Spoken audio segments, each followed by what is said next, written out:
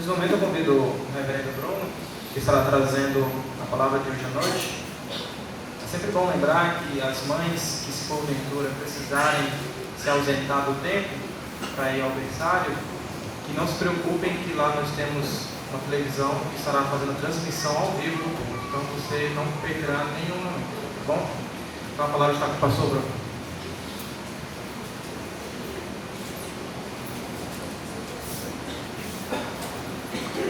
Meus irmãos, boa noite. Que a graça e céu sobre o nosso Redentor, aquele que vive, Senhor, sobre todos nós nessa noite, que assim nos abençoe, em nome de Jesus. Amém. Queridos irmãos, como eu sempre digo, é sempre uma grande alegria no dia do Senhor estar reunidos na expectativa de estudar a palavra dele, de ouvir a sua voz e ser edificados por essa verdade. Nós estamos caminhando para o final das nossas mensagens no Evangelho de Marcos, que começamos há um tempo, tratando sobre o Evangelho do Rei, e agora estamos caminhando para o final. Eu convido você que acompanhe comigo o que diz Marcos, capítulo 15, do verso 33 ao verso 41. Marcos 15, do 33 a 41. Ouça com fé a leitura da palavra do Senhor que farei nesse instante. Diz assim: chegada a hora sexta, houve trevas sobre toda a terra, até a hora nona. A hora nona clamou Jesus em alta voz: Eloi, Eloi, lama sabachthani. Que quer dizer: Deus meu, por que me desamparaste? E alguns dos que ali estavam, ouvindo isso, diziam: Vede, chama por Elias. E um deles correu a ir beber uma esponja em vinagre, e pondo-a na ponta de um caniço, deu-lhe a beber, dizendo: Deixai, vejamos se Elias vem tirá-lo.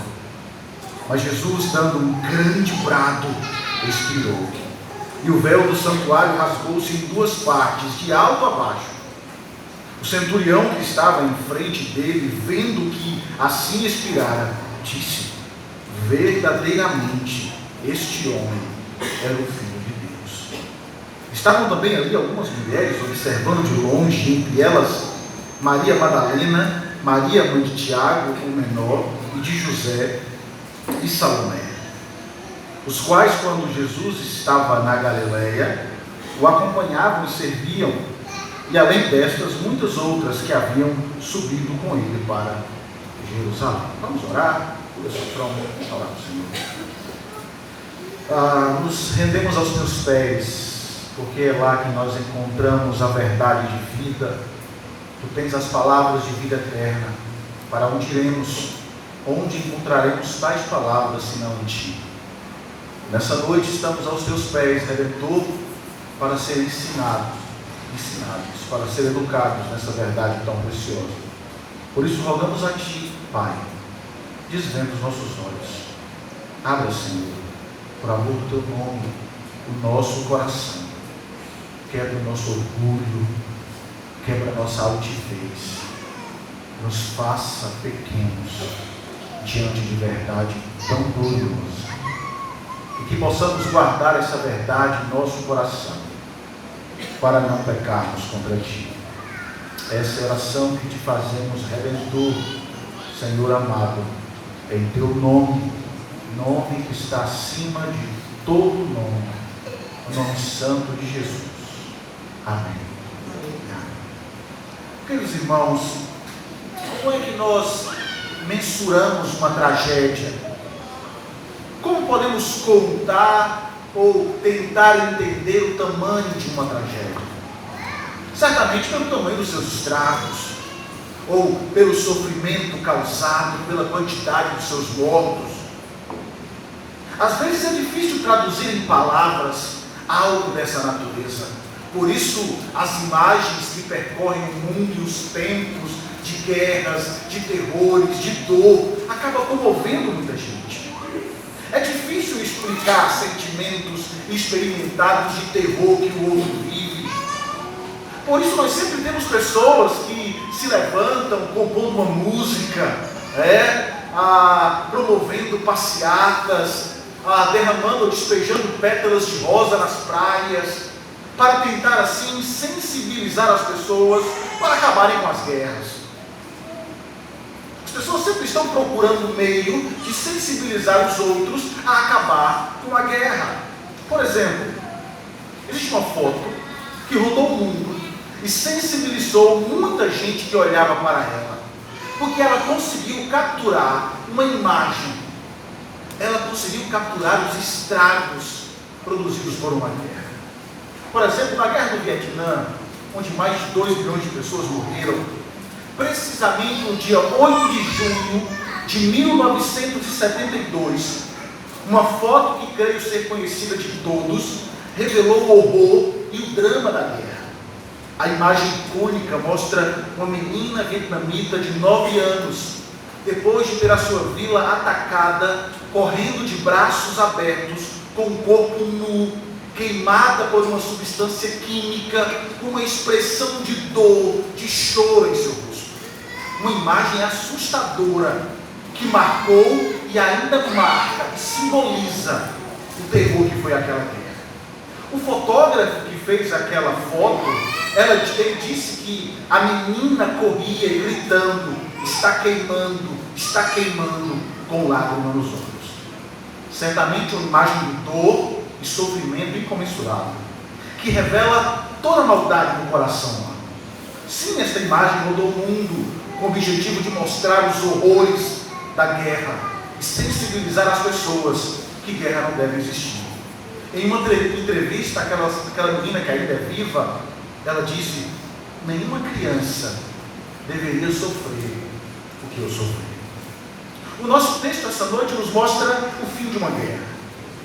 Uma guerra que promoveu grandes estragos na humanidade. Uma guerra dolorosa. Ela não vai nos mostrar agora milhões e milhões de pessoas morrendo, mas ela vai nos mostrar um único homem morrendo. Um homem de braços abertos, imóvel, pregado em uma cruz, morrendo para que multidões incontáveis fossem salvos da maior e mais terrível, maior terror que se possa imaginar, que são os terrores do inferno.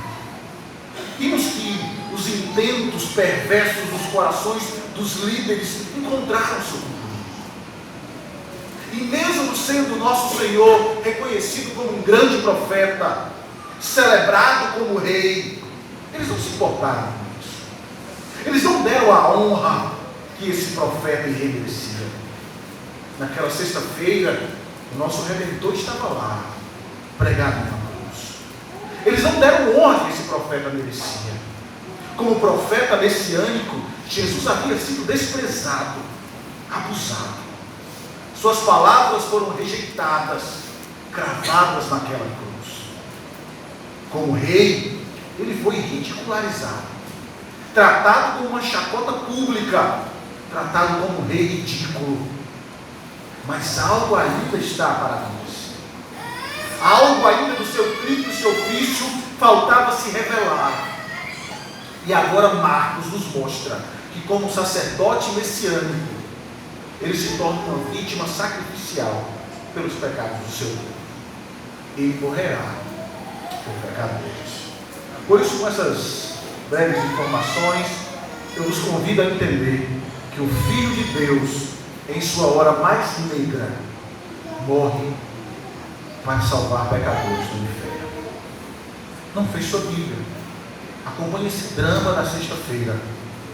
Acompanhe comigo o drama do Calvário. Veja o que diz os versos 33 a 37, por favor. Diz assim: chegada a hora sexta, houve trevas sobre toda a terra até a hora nona. A hora nona, clamou Jesus em alta voz: Eloi, Eloi, lama sabachthani, que quer dizer: Deus meu, por que me desamparaste?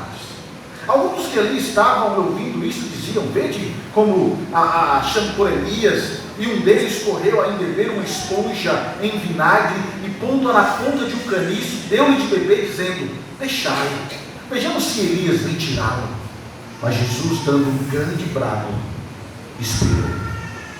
Queridos, no último domingo nós gastamos um bom tempo falando sobre os horrores suportados por Jesus naquele dia. Vimos toda a dor suportada por ele ao sofrer aquela flagelação, ao ser pregado em uma cruz. Vimos a zombaria quando os soldados patéticos, homens humilhantes, humilharam nosso Redentor. Vimos também toda a incredulidade que ele suportou naquele momento, onde as pessoas que passavam por ele maneavam a cabeça e ofendiam o nosso Redentor, pedindo que ele descesse da cruz para que assim as pessoas acreditassem nele. Mal sabiam elas que ele seria crido não por descer da cruz, mas por permanecer ali, porque a sua permanência naquela cruz se revelaria a arma mais poderosa para acabar com a maior rebelião que o mundo enfrenta. Uma rebelião que não era travada entre homens e homens, mas uma rebelião entre Deus e os homens. Uma rebelião que começou no jardim, que destruiu toda a humanidade, que destruiu e condenou todos aqueles que nasceram, que são descendentes de Adão, condenados ao inferno. E o fim dessa rebelião só aconteceria se o pecado começou lá no jardim, fosse punido. E agora, meus irmãos, naquela colina, naquela sexta-feira, Deus estava mostrando como é que ele trata o pecado. Porque toda alma que pecar morrerá. Pecado tem que ser julgado, pecado tem que ser punido, e é isso que está acontecendo. Porque o nosso texto diz que chegada a hora sexta, houve trevas sobre toda a terra até a hora nona. Como afirmei, o pecado, o crime, a maldade, a rebelião precisa ser punida. Jesus foi examinado, foi experimentado, foi condenado pelos homens naquele dia. Começou lá no jardim, preso, humilhado, investigado, testemunhas falsas se levantaram, mas agora chegou a hora mais dolorosa, chegou o pior julgamento. Ele seria punido por Deus, punido em nosso lugar. E aqui na cruz isso está acontecendo, a justiça está sendo feita, tudo que o pecado merece, Jesus está recebendo naquela hora. E as trevas caem sobre a terra. E as trevas que caem naquele momento confirmam que o Cordeiro de Deus está sendo julgado em lugar de pecadores. Perceba que essa escuridão é incomum. O texto diz que ela vem ao meio-dia, um momento onde o sol é mais forte, onde o sol está a pino, onde todo o brilho do sol é visto. Mas naquele lugar onde Cristo estava, onde ele estava morrendo em uma cruz, o sol se retirou, tudo se fez trevas. Ao meio-dia, a escuridão desceu sobre a terra por 3 horas. Que situação terrível. Mas o que essas trevas significam aqui? Por que a escuridão? Já não havia drama demais? Já não havia humilhação demais? Por que trevas? Perceba que há uma importância muito grande. Porque as trevas simbolizavam algo doloroso. As trevas simbolizavam o julgamento. O Antigo Testamento sempre usou as trevas, ou essa imagem, para revelar o julgamento de Deus, especialmente para o dia do Senhor, ou para o dia do julgamento.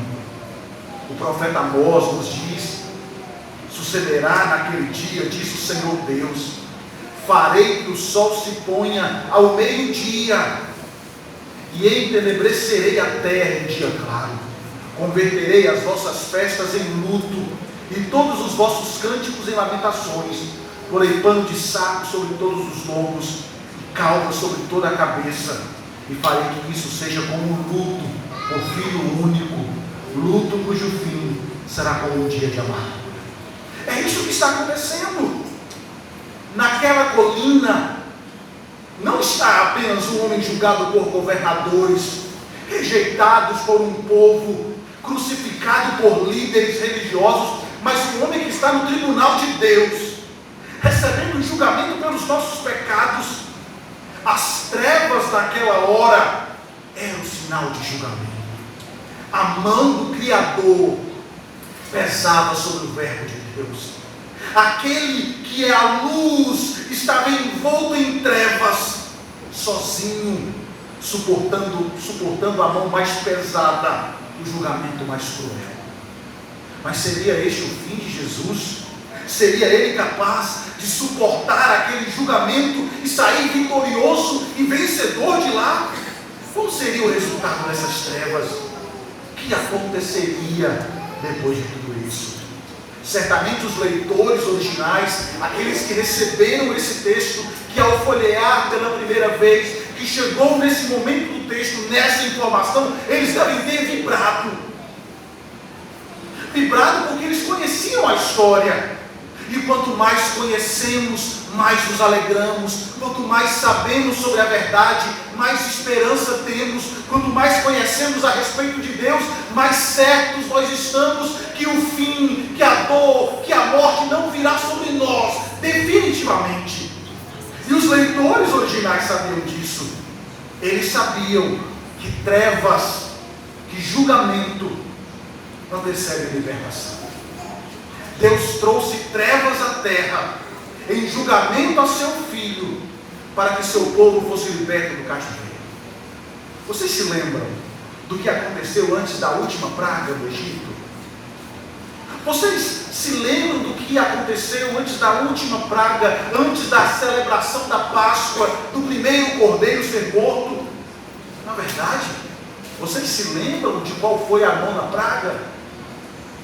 Em Êxodo 10, verso 21 e verso 22, nós somos informados.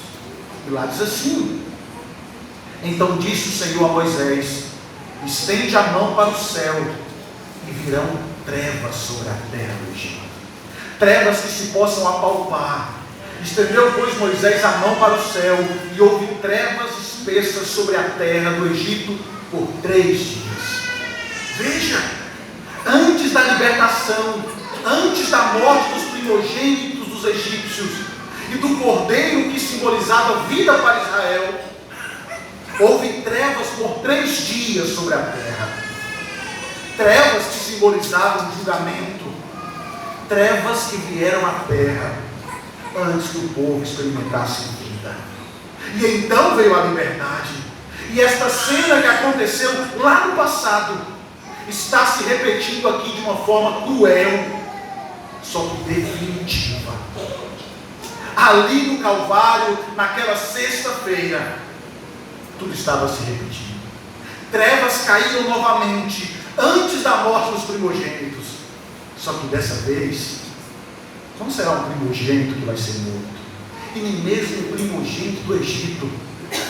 Dessa vez, as trevas anunciavam a morte do unigênito de Deus. Não seria vários cordeiros mortos para salvar o povo da morte, mas um só cordeiro, e ele seria morto para que seu povo pudesse comemorar a Páscoa. Uma Páscoa sem fim, uma Páscoa eterna. O comentarista diz assim: a escuridão do Calvário, as 3 horas de trevas, foi um anúncio de que o primogênito e filho amado de Deus, o Cordeiro de Deus, estava dando a sua vida pelos pecados do mundo. O Cordeiro foi julgado, o Filho foi condenado, o unigênito vai ser morto em lugar de pecadores miseráveis. Se o perdão estava condicionado à morte do Cordeiro, se o fim da guerra, se o fim da rebelião estava condicionado à morte do Cordeiro, se para acabar com tudo isso era preciso morrer, lá estava o Cordeiro de Deus, preso em uma cruz, morrendo por nossos pecados, para pôr fim à pior rebelião, à pior guerra existente nesse mundo. Pedro nos confirma essa certeza. Pedro diz: carregando ele mesmo em seu corpo sobre o madeiro os nossos pecados, para que nós, mortos para o pecado, vivamos para a justiça. porque por suas chagas fomos sanados. O Cristo sem pecado recebe a nossa condenação. O julgamento que merecíamos recaía sobre ele. O peso da mão de Deus, que deveria cair sobre mim, sobre você, sobre pecadores rebeldes, naquela hora mais escura, ele recebeu essa punição, para que o resultado disso fosse justiça e bondade de Deus para todo aquele que crê. Naquela cruz, nós encontramos misericórdia e graça, porque naquela cruz, o último cordeiro será morto. Naquela cruz, o último sacrifício será feito. Agora perceba outra questão interessante. Na escuridão sobrenatural daquele dia, por alguns instantes, houve um silêncio ensurdecedor. Os evangelhos não registram palavras dos inimigos, dos seus antagonistas. Na misteriosa escuridão do meio-dia, trevas, silêncio e o unigênito de Deus sendo julgado em nosso lugar. Aquele que no dia em que nasceu, mesmo sendo noite, havia luz, uma estrela brilhante, música ressoava, anjos cantavam. Mas agora, não há estrela brilhando, não há anjos cantando. Agora o que resta é escuridão, silêncio ao meio-dia, enquanto ele morre. Se alguma palavra pudesse ser ouvida, se algum barulho pudesse ser ouvido, seria dos nossos pecados sendo colocados sobre os seus ombros e pesando sobre ele naquela cruz. Você consegue imaginar essa cena? Onda após onda de pecado do mundo quebrando sobre ele, de novo e de novo e de novo, durante 3 horas. A sua alma recebeu todas as nossas mentiras, recebeu todos os nossos crimes, todos os nossos adultérios, todo o nosso ódio, todo o nosso ciúme, o nosso orgulho, a nossa idolatria, quebrando e quebrando sobre as suas costas, naquela hora mais escura. A nossa arrogância caiu sobre a pureza do Redentor. No silêncio da noite, Cristo recebia e era julgado por nossos pecados, tornando assim maldito de Deus, tornando-se maldição em nosso lugar. Paulo diz: Cristo nos resgatou da maldição da lei, tornando-se uma maldição para nós, pois está escrito: amaldiçoado é todo aquele que está pendurado em uma árvore. Queridos, que situação o nosso Redentor teve que suportar para por fim a nossa guerra. Que julgamento doloroso ele suportou naquele dia. Em pleno meio-dia, trevas. E isso se torna dramático quando pensamos em Gênesis. Porque na primeira obra de criação de Deus, Deus disse: haja luz, e houve luz. E por meio desse ato do Criador, por meio desse ato do Pai, justos e injustos, bons e ímpios hoje podem desfrutar da luz do sol. Mas Jesus naquela cruz não vai experimentar do mais básico dos privilégios humanos. Não haverá graça comum para o maldito de Deus naquela cruz. A luz lhe foi tirada, e naquelas 3 horas de escuridão, ele suportou a ira de Deus em nosso lugar. Os cravos em suas mãos, a coroa de espinhos sobre a sua cabeça, a sua pele rasgada, passando naquele madeiro grosso em suas costas, não são nada em relação à dor da mão pesada da punição de Deus naquelas 3 horas. Nenhuma descrição, mesmo a mais terrível, será capaz de descrever os horrores de Cristo naquelas horas. Ele se fez maldito, queridos, para nos resgatar da maldição Ele permaneceu nas trevas para que você, essa noite, contemplasse a luz. Naquele curto espaço de tempo, meu amado, Ele suportou o que seria nosso pela eternidade. Certamente esse momento foi terrível, porque quando me lembro que só de imaginar o que Ele passaria nas horas da escuridão, lá no jardim, você se lembra? Ele transpirou sangue. Eu tremo quando eu penso nisso. Eu não consigo imaginar o que Ele passou. Não sabemos o que é ter as jaulas do inferno abertas para que os horrores e os terrores do inferno recaíssem sobre Ele. Você não saberá o que é isso. E como diz a canção que cantamos hoje pela manhã, eu nunca saberei o preço dos meus pecados lá na cruz. E realmente nós não saberemos o que Ele suportou para acabar com a guerra, com a nossa rebelião. Agora veja bem, a agonia do julgamento não se resume apenas aos horrores do inferno. Existe algo pior. Existe algo mais doloroso, algo sem descrição, algo inimaginável que o evangelista registra para que saibamos o custo da nossa salvação. O nosso texto diz que a hora nona clamou Jesus em alta voz: Eloi, Eloi, lama sabachthani, que quer dizer: Deus meu, por que me desamparaste? Perceba que assim como Jó, depois de permanecer em um silêncio por algum tempo, ele quebra a sua dor com gritos desesperados, e aqui o nosso Senhor faz o mesmo, mas em uma proporção gigantesca. Ele grita: Deus meu, por que me desamparaste? Perceba que os que estão ali, que ouvem esses gritos, não entendem a dramaticidade e o peso dessas palavras.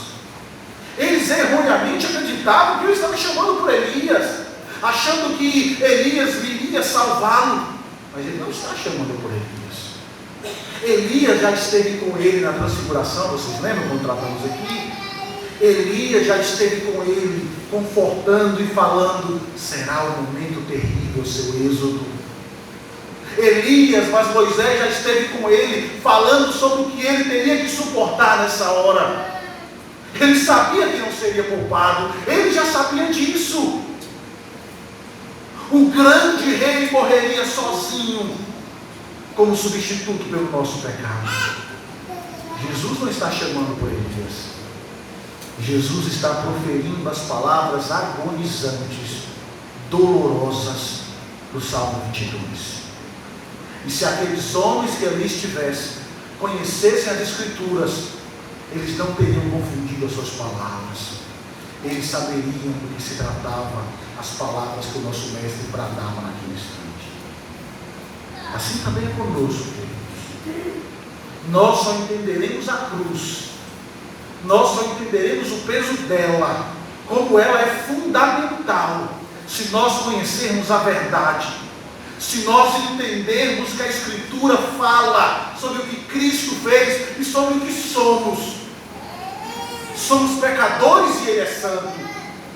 Merecíamos o inferno, mas Ele pagou o preço por nós. E é isso que nós precisamos entender. A cruz deve me fazer humilde e não arrogante. A cruz deve me fazer grato e não indiferente.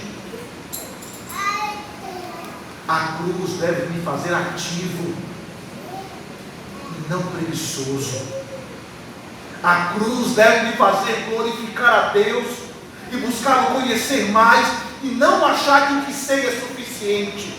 Não me deixar confortável em minha arrogância diante daquilo que sei pelos meus anos de igreja. Não! A cruz deve quebrar o nosso coração e nos levar aos pés do Redentor. A cruz me faz buscar o Senhor em gratidão. E a falta de conhecimento da verdade tem promovido uma geração de incrédulos dentro das igrejas. Um povo arrogante, que não sabe o seu lugar e que nem conhece o Deus das Escrituras, que não entende o que ele fez.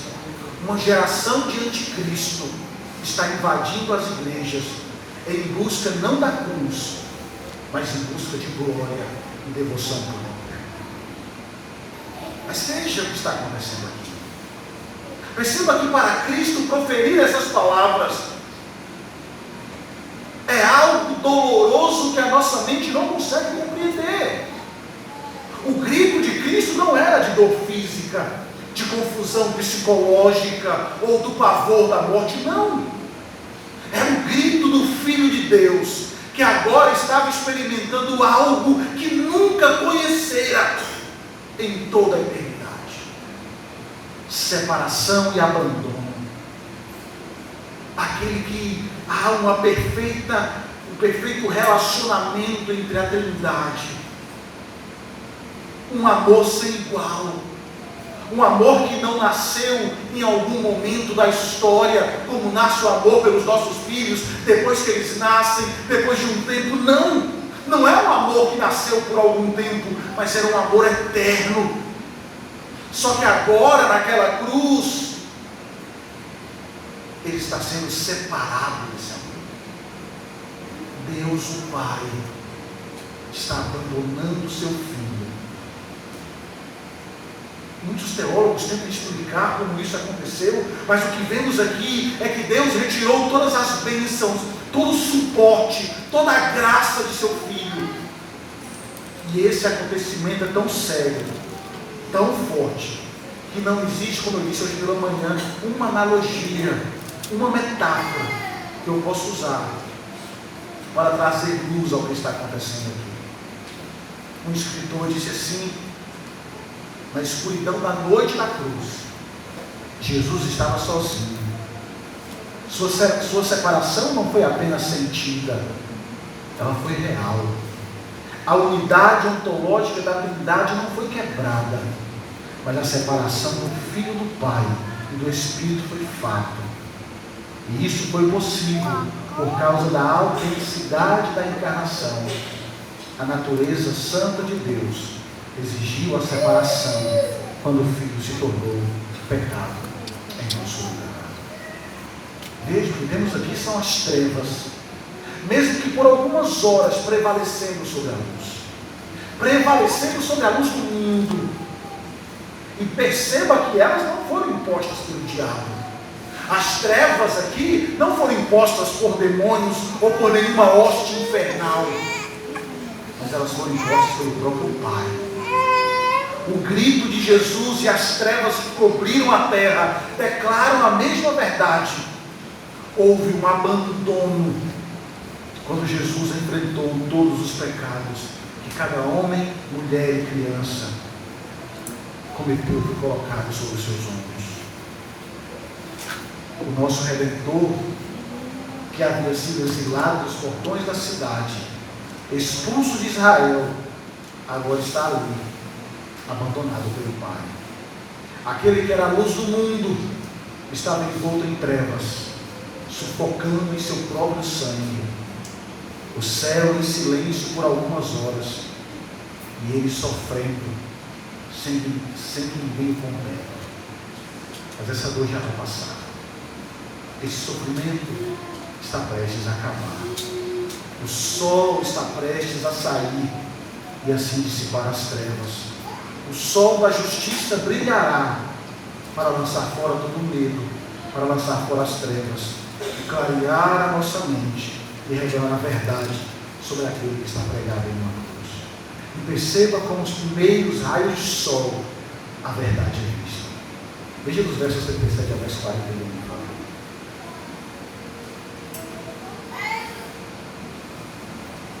O nosso texto diz: mas Jesus, dando um grande brado, expirou, e o véu do santuário rasgou-se em duas partes, de alto a baixo.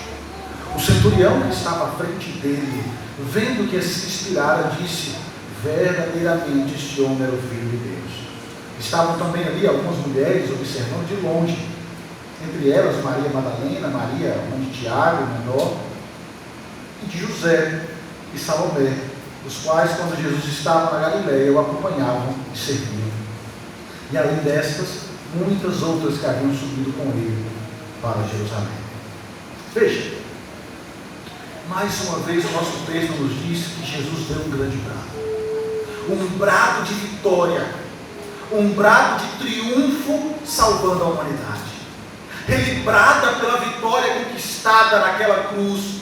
Jesus solta um alto grito aqui: está consumado, como nós já vimos nos outros evangelhos. Não há mais nada para fazer, porque a vitória foi conquistada naquela cruz. Está consumado. E perceba que interessante, essa belíssima palavra aparece mais algumas vezes na Escritura. Para ser mais exato, 3 vezes ela aparece. A primeira em Gênesis, depois da criação, depois de Deus criar todas as coisas, ele diz: está feito, está consumado. Em Apocalipse, uma segunda vez, depois do último flagelo, da última punição, a Escritura diz: está feito. E aqui, no meio da história, nessa colina, na sexta-feira, no lugar da caveira, em uma cruz, nós temos o Filho de Deus dizendo: está consumado. A rebelião encontrou seu fim.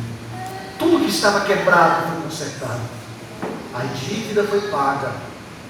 O pecado foi expiado. E nesse momento de recriação, coisas extraordinárias acontecem. A terra treme, os túmulos são abertos, os mortos saem de lá, e em um lugar específico, algo que ocupava o centro da religião judaica, acontece algo extraordinário. O nosso texto diz que o véu do santuário rasgou-se em 2 partes, de alto a baixo. Perceba, como estudamos aqui em nossas quartas-feiras, nos últimos estudos, nós vimos muito sobre o véu. Vimos que dentre alguns que foi estabelecido ali para o tabernáculo e consequentemente para o templo, existia um que separava o Santo dos Santos, um local de acesso proibido para todo Israel. Um véu que é diferente do que a gente pensa. Quando você pensa sobre o véu, o que é que vem à sua mente? Eu tenho certeza que o véu da noiva, um véu fininho, um véu que pode ser rasgado facilmente. Mas o véu do templo não era esse. Não era esse fininho, fácil de ser arrancado, mas era diferente, grosso, pesado, que separava o povo da glória de Deus. Um véu colocado para separar a impureza daquele que é puro, que foi usado para preservar pecadores de serem fulminados por um Deus que é tão puro e não pode ver o mal. O véu servia para preservar o santo, onde a presença de Deus habitava. Um véu que estava ali, como uma placa de sinalização, com dizeres: entrada permitida apenas uma vez por ano. Agora pode parar todos. Quando Cristo clama seu brado de vitória, quando ele diz: está feito, está consumado, e morre, essa placa de sinalização lá no templo é retirada, porque o véu se rasga. Aquilo que era o centro da devoção, que foi a marca da vida de um povo, de uma hora para outra se torna obsoleta. A separação que havia entre a santidade de Deus e nós foi removida. O símbolo da rebelião foi tirado. Você já imaginou? Será que havia alguma pessoa no templo? Será que havia algumas pessoas no templo naquela hora? Você consegue imaginar o véu se rasgando e o povo desesperado, tentando tapar os olhos com medo do que poderia acontecer? Se perguntando: tem alguém morto? Tem alguém enxergando? O que vocês estão vendo? O que está acontecendo? E quando eles tiram a mão dos olhos, nada acontece. Ninguém está morrendo. Todos começam a olhar para o Santo dos Santos, e o que eles veem? Nada. Pois a glória de Deus não está restrita a algum lugar. Durante séculos antes da vinda de Cristo, Deus confinou a revelação da sua glória e majestade lá naquele local. Mas agora não. A luz brilhou. As trevas da ignorância não podem mais escurecer a mente dos homens. Agora ela irrompe para habitar não mais por trás de um véu, não em uma casa construída de madeira e pedras preciosas, mas para habitar no coração de todo aquele que crê, para habitar em seu coração, para habitar em nossa igreja, para habitar naqueles que confessam o seu nome em nossa cidade. Deus em toda a sua glória é livre, e sua glória enche toda a terra. Homens e mulheres que se aproximam dele pela fé. Jesus, com a sua obra, abre o caminho para todos os que creem nele, para que possam se aproximar de Deus. Não porque você ora bonito, não porque você nasceu em um lar cristão, não porque você hoje acredita que o que você sabe da Escritura lhe capacita a fazer qualquer debate com as pessoas, não. Mas a rebelião acabou-se, porque Cristo foi julgado em nosso lugar. Pelo sangue de Cristo, não precisamos mais ficar do lado de fora. Pelo sangue de Cristo, não há mais véu em nossos templos, não há separação em nossos templos. Por causa do sangue de Cristo, você pode falar com Deus livremente. Você pode fechar os seus olhos e buscar o Pai, e Ele lhe responderá, estando ao seu lado. Hoje nós temos acesso. Por sua obra, Cristo abriu caminho para que experimentemos a gloriosa presença de Deus, para que hoje, como disse pela manhã, tantos quilômetros de Jerusalém, daquele tempo, nós podemos estar aqui, na presença de Deus, celebrando a sua glória. Ele não está preso, contido por uma cortina. Ele está aqui, em nosso meio, em seu coração, no coração de todo o crente. E não somos destruídos porque o sangue de Cristo nos purificou de todo o pecado. A cortina rasgada e os túmulos partidos dizem tudo. A morte de Cristo liberta aqueles que acreditam em Cristo dos laços da morte. E querido irmão, hoje nós temos acesso à presença santa de Deus. A liberdade total é o que a cruz nos oferece.